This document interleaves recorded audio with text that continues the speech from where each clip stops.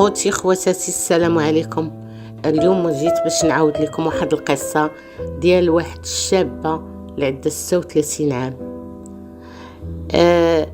قبل ما نعاود لكم على هاد الشابه هذه اللي عندها 36 عام، غنرجع بكم شويه اللور ضروري باش نعرفوا هاد البنت كيفاش كانت عايشه ومع من كانت عايشه وفين كانت عايشه. بطبيعه الحال كانت عايشه وسط باباها وماماها والوحيده ديال والديها اللي هي بنت، عندها جوج الاولاد خوتها، وهي بوحديتها بنت. باهم كان شويه ماشي ميسور الحال، وانما مهم مهلي فيها كيقريها، كي كانت عزيزه عليه، كان معتني بها، كان فششها. قرات هاد البنت الابتدائي، قرات الثانوي، الاعدادي قرات الاعدادي، قرات الثانوي. المهم اخوتي راكم عارفين الابتدائي الاعدادي الثانوي، انتقلت الكليه، شدات الماستر ديالها، خدمات. قالت ما كانتش كتديها حتى شي حاجه، ما كانت تديها لا في خروج، لا في يعني في حالتها، لا في تشوف راسها هي يعني وصلت لواحد السن باغا تزوج ولا هذا، ما كانتش كتديها في راسها. ما كانت كتديها غير في قرايتها وخدمتها، تخدمات بقات تخدمات. قالت نعاون الوالد شويه والوالده ونرد لهم ولا غير شويه من داكشي اللي كانوا كيديروا معايا. فعلا خدمات، ردت لوالديها، تهلات في والديها، تهلات في خوتها، قراو خوتها. جا الوقت لان دور تشوف حالتها وتشوف راسها. ملي جات تشوف لقات راسها عندها 36 عام. هذيك البنت اللي قلت لكم عندها 36 عام، 36 عام. في هذا السن هذا هي خدمات وعندها الماستر، وخوتها ولاو هما بخير، وعائلتها ولات بخير عليها، يعني لاباس عليهم، ما بقى خاصهم حتى شي خير.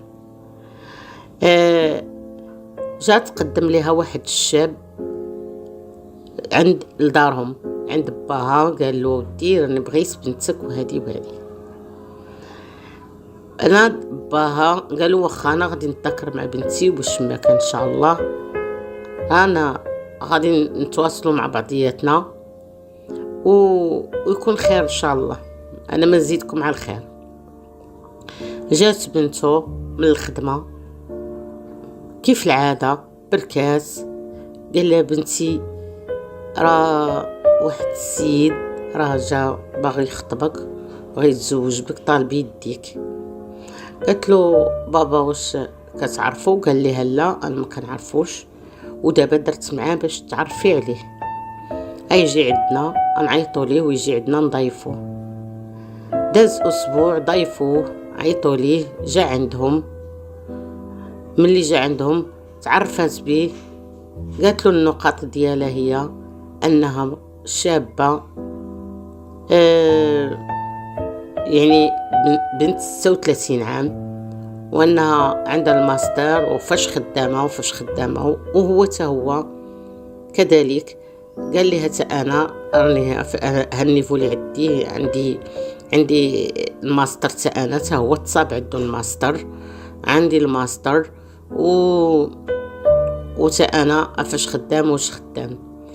الخدمه اللي خدامه هي احسن من الخدمه اللي خدام هويا، واخا هو ما كيصورش واحد الصالير زوين وخدمته غير عاديه. يعني قالت ماشي مشكل، حنا نتعاونوا بجوج، غنقدو نكونوا اسره ونتعاونوا مع بعضياتنا، ونكونوا بيت. يعني صافي قبلاته، ولكن قالوا لي غادي تجيب لنا والديك. قال لهم انا ما عنديش الوالد، عندي غير الوالده، والوالده ان شاء الله غادي نعرفها بكم، غنجيب عندكم وغادي تشوفوها. داروا الاسبوع الاخر باللي غادي تجي عندها امو، تجي عندهم للدار. العلم انه هو ما كيسكنش في هذيك المدينه، كيسكن في مدينه اخرى مش بعيده على فين كيخدم، وبعيده على فين ساكنه هذيك البنت. ملي مشى في الاسبوع، العطله الاسبوعيه، مشى نهار السبت والحد، مشى لدارهم باش يشوف ميمتو يشوف خوتو. قال لها الوالده بغيت نهضر معاك. قالت له واخا ولدي. المهم هضرت معاه، قال لها الوالده راني بغيت نخطب واحد البنت وبغيتك تمشي معايا. قالت له واخا وليدي ماشي مشكل نمشي معاك. مشات هي قالت له نمشي معاك. عاود ليها عليها، قالت له انت اللي غادي تزوج بها، المهم انا اللي عليا انني نمشي معاك ونشوف شي حاجه، نشوفها حتى هي كيفاش دايره ونشوف عائلتها ونشوف كولدي حتى فين غتمشي. اما بالنسبه للبنت كتهمك انت. قال لها واخا ماما. ملي مشاو عيطوا ليهم، داروا معاهم اسبوع الاخر غادي يجيو عندهم. الاسبوع الاخر يعني جات الدري وجات امو باش يخطبوها. مشاو عندهم للدار، مشاو خطبوها، دواو فيها.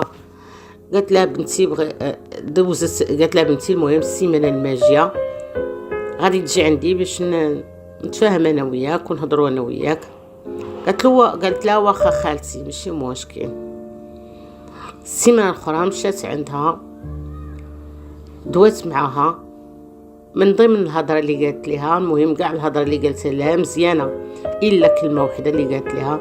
قالت لها شحال في عمرك؟ قالت لها عندي 36. قالت لها كتباني بحال عندك اكثر. قالت لها انتي ما يمكنش لك باش غتجيبي ليا وليدات. وتغيرت عليها ديك الصفه ديالها. قالت لها انتي ما يمكنش لك تجيبي ليا احفاد. بغيت نشوف وليدات ولدي وانتي ما يمكنش لك تولدي. قالت لها علاش خالتي؟ قالت لها تا انا راني نولد وتا انا نجيب لك احفاد وانا راه عندي غير 36. قالت لها كتباني كبر من ولدي. وهانتها، وديك البنت بحال ما تقبلات وبقى فيها الحال. وقالت لها انا ما يمكنش ليا ناخذك لولدي، سمحي لي يا بنتي. هذيك البنت جات مسكينه محطمه من دار هذاك الولد اللي باغي ياخذها. جات محطمه، جات دخلت للدار. كيما دخلت شاف تلاقات مع باباها، قال لها مالكي؟ بقات ما دواش عاوتاني، ما بغاش تعاود ليه. قالت له ما مالي والو. بقى كيلح عليها، طلعات بقات كتبكي وهو يمشي عندها. قال لها قولي يا بنتي مالكي؟ قالت له راه هذيك السيده ماما راه قالت لي انتي راكي كبيره وراكي شارفه على ولدي وراه يمكنش لك تجيبي ليا احفاد. قال لها شوفي بنتي، ما يبقاش فيك الحال، الخير فيما اختاره الله. قال لها ما يبقاش فيك الحال، الخير فيما اختاره الله. انتي دابا اللي عليك، انتي قريتي الحمد لله، انتي بخدمتك بوظيفك، انتي بداركم، انتي بخوتك، انتي عايشه بخير، معززه مكرمه، ما يبقاش فيك الحال. انت يا بنتي ان شاء الله الرحمن الرحيم نسي عليا هذا الموضوع كله، وملي غادي تشدي العطله ديالك غنمشي انا وياك يا بنتي نديرو عمره. قالت له واخا بابا. مشات دارت هي وباباها عمره، لحقات العطله الكونجي ديالها، وجدوا مشاو داروا عمره. مشات لذاك البيت المقدس وبقات كتبكي وكطلب الله، كتقول يا ربي انا علاش انا دابا كبرت وما بقاش عندي عريس، ما بقاش يعني واش ما بقيتش غنتزوج، واش ما بقيتش غنولد، واش ما بقيتش. بدات كتبكي بحال هكا وهي تسمعها واحد المراه. اليوم سمعتها عاوتاني، هذاك هو الدعاء ديالها، وهذيك المراه ولات كتمشي تقرب ليها باش كتسمعها شنو كتقول. اش ديك المراه اشنو ولات كتقول وعسى أن تكرهوا شيئا وهو خير لكم، وعسى أن تحبوا شيئا وهو شر لكم. بقات هذاك النهار كتطلب في الله، هذيك البنت بقات كتطلب في الله، وهذيك المرأة بقات كتقول هذا سميتو وعسى أن تكرهوا شيئا وهو خير لكم، وعسى أن تحبوا شيئا وهو شر لكم. دائما كتقولها. واحد النهار هي تقول ولسوف يعطيك ربك فترضى.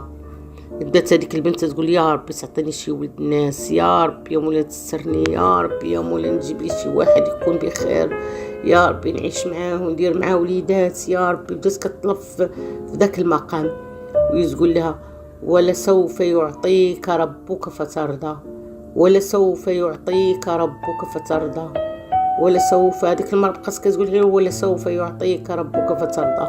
وهي تمشي بقات تتقرب حدا هذيك البنت تقول كيفاش هاد المرأة دائما انا كنطلب الله وهي كتقول ولسوف يعطيك ربك فترضى. وهي تمشي عندها قالت لها السلام خالتي، قالت لها عليكم السلام. قالت لها خالتي دائما وقت ما كنصلي وكنطلب في الله دائما كتبقاي تقولي ولسوف يعطيك ربك فترضى. قالت لها ايه يا بنتي. قالت لها انا بقيتي فيا وكنشوفك، ولكن باش نقرب ليك ونقول ليك ما بغيتش نزيدك ولا نجرحك، بغيت نخليك على حالك، انتي كتطلبي وتا انا كنطلب معاك الله. قالت لها بنيتي، قالت لها ايه بقاي تقولي ولسوف يعطيك ربك فترضى وان شاء الله ربي قالت لها غادي يفرج عليك. ديك البنت خرجات من داك المقام وكتقول ولسوف يعطيك ربك فترضى، حتى تلاقات بباها. مشات هذاك النهار، فهذاك النهار تلاقات مع باها. فين كتلاقى معاه دائما لان هي وياه في العمره. مشات تلاقات مع باها، بركت تعاود ليه بابا راه كانت واحد المراه كاين وكاين. قال له حتى انا بنتي غنقول لك واحد الحاجه، راه واحد السيد هنايا راه مسؤول كبير تلاقى معايا كيصلي معايا وشافك معايا، ودابا قال لك ضروري باغي يتزوج بك، وراه من اغنى الاغنياء. فعلا بلا ما نطول عليكم اخوتي، مشاو رجعوا للبلاد ديالهم هذيك البنت وباباها، وجا عندهم هذاك السيد اللي تلاقوا معاه في ذاك المقام ديال الرسول صلى الله عليه وسلم، وخطبها وتزوج بها.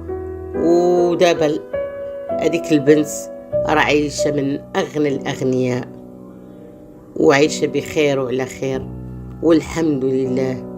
وعسى ان تكرهوا شيئا وهو خير لكم، وعسى ان تحبوا شيئا وهو شر لكم. مع السلامه اخوتي. وهذه هي القصه. الانسان دائما اذا كانت وقعت له شي حاجه في حياته او لا شي حاجه تعرضت ليه ما تيأسش، لان رحمه الله كبيره.